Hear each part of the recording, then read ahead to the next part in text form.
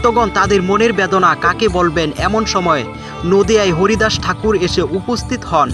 হরিদাস ঠাকুর বর্তমান বাংলাদেশের সাতক্ষীরা জেলার কলারোয়া থানার কেরাগাছি বরুণ গ্রামে আবির্ভূত হন। তার কৃপার প্রভাবে সেই স্থানে হরিনাম সংকীর্তনের ব্যাপক প্রচার হয়।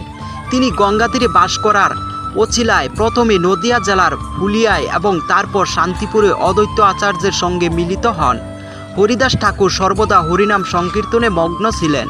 তা দর্শন করে ফুলিয়ার ব্রাহ্মণ সমাজ তার প্রতি বিশেষভাবে শ্রদ্ধাশীল হলেন। এমন সময় হরিদাসের বিরুদ্ধে মুলুক অধিপতি নিকটে মহাপাপী কাজী অভিযোগ করলেন যে হরিদাস যবনকুলে লালিত পালিত হলেও হিন্দুর ভগবানের নাম কীর্তন ও প্রচার করছেন। মুকুলপতি হরিদাস ঠাকুরকে ধরে আনার জন্য সৈনিক পাঠালেন।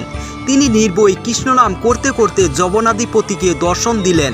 কারাগারে বন্দী কয়েদির ঠাকুর হরিদাসকে দর্শন করার জন্য কারারক্ষকের কাছে বিশেষভাবে অনুরোধ